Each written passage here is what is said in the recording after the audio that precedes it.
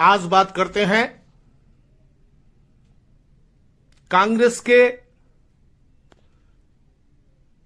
उन नेताओं की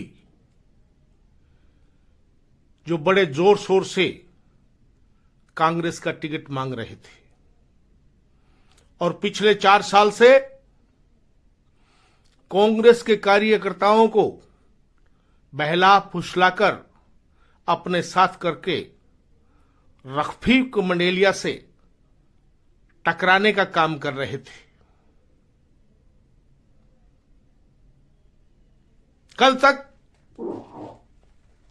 ये नेता कांग्रेस के पर्यवेक्षकों के सामने सार्वजनिक रूप से जनता के बीच रफीक मंडेलिया भगाओ चूरू बचाओ, मंडेलिया हटाओ कांग्रेस बचाओ का नारा दे रहे थे। वक्त की नियति देखिए कि जिन नेताओं ने सैकड़ों कांग्रेस के कार्यकर्ताओं को भड़काकर रफीक मंडेलिया के खिलाफ खड़ा कर दिया और जब पार्टी ने इन छुटबैयों की अनसुनी करके फिर से रफीक मंडेलिया को अपना उम्मीदवार बना दिया, उम्मीदवारी की घोषणा के साथ ही ये आधा दर्जन से अधिक कांग्रेस के टिकटार थी जिन्होंने जीवन पर्यंत कांग्रेस में टिकट मांगने के अलावा शायद ही कभी किसी के लिए कुछ किया हो, वो इस जुगाड़ में लग गए कि किसी तरह रफीक मंडेलिया हमको बुलाने आ जाए और हम आज्ञाकारी बालक की तरह अकेले ही रफीक मंडेलिया के शरणम गच्छामी हो जाए। और हो भी गए। रफीक मंडेलिया टिकटों से पहले ही यह दावा कर रहे थे कि कोई नाराज नहीं रहेगा, सब एक मंच पर एक साथ मेरे रहेंगे। और रफीक मंडेलिया की नामांकन रैली में रफीक मंडेलिया ने जैसा कहा वो करके दिखाया। टिकट मांगने वाले तो चले गए, लेकिन जो सीधे साधे कार्यकर्ता इन टिकटार्थियों में चक्कर में आ गए थे, जो इनके पीछे खड़ा होकर रफीक मंडेलिया मुर्दाबाद के नारे लगा रहे थे, उनको अधर झूल में छोड़कर ये नेता आज्ञाकारी बालक की तरह रफीक मंडेलिया के सामने आत्मसमर्पण करने चले गए। लोग कहते हैं और पहले से ही ये चैलेंज के साथ कह रहे थे कि रफीक मंडेलिया के पास बहुत करंट है। कहीं ऐसा तो नहीं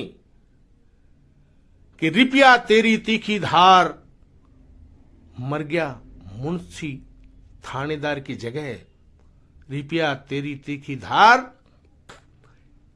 कांग्रेस के नेता समर्पण को है तैयार, इसको चरितार्थ इन्होंने कर दिया हो। क्योंकि इन नेताओं की कथनी और करनी जगजाहिर हो चुकी है।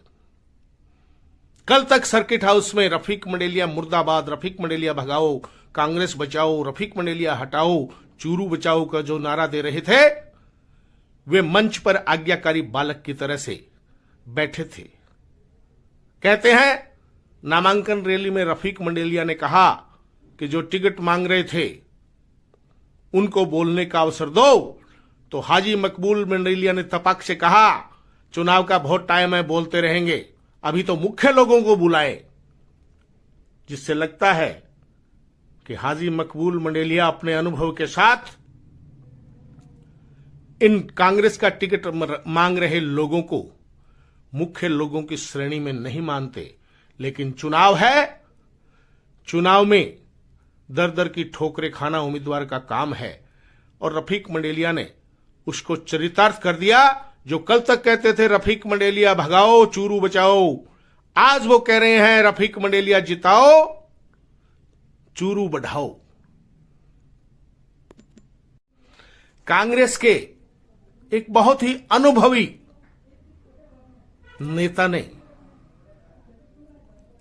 कांग्रेस के इन उम्मीदवारों का, जो रफीक मंडेलिया के समानांतर सिर्फ इसलिए टिकट मांग रहे थे कि इन्होंने भी जन्म अल्पसंख्यक परिवार में लिया है, उनके बारे में बड़ी ही सटीक टिप्पणी की कि लौट के बुद्धू घर को आए, रफीक मंडेलिया के पास गाड़ी घोड़ा और कुछ पाए।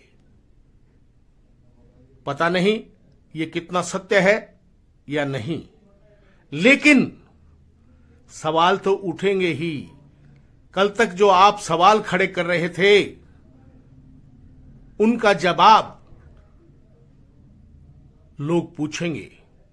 और लोग तो ये भी पूछेंगे कि सैकड़ों कांग्रेस के कार्यकर्ताओं को, जो भावनात्मक रूप से कांग्रेस से जुड़े हुए थे, आप अपने निजी रिश्तों की दुहाई देकर क्यों मंडेलिया से टकराते रहे? और जब टकरा ही लिए तो फिर ऐसी कौन सी मजबूरी आ गई थी कि आप रफीक मंडेलिया के नामांकन रैली में आज्ञाकारी बालक की तरह से नीची गर्दन करके एक एक कर चले गए, अपने समर्थकों को रोता बिलखता छोड़कर? यह सवाल जरूर उठा है और लगातार उठता भी रहेगा। कांग्रेस में रफीक मंडेलिया को नकारा बताकर टिकट मांग रहे अन्य प्रत्याशियों के बारे में कौन सी कहावत चरितार्थ होती है? कमेंट बॉक्स में जरूर बताएं। लौट के बुद्धू घर को आए, या फिर रिपिया तेरी तीखी धार, मर गया मुंशी थानेदार, या फिर मेही खेल्यार मेही बुझाण्या।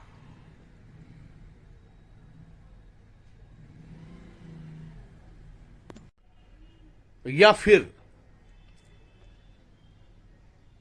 कांग्रेस के नेताओं में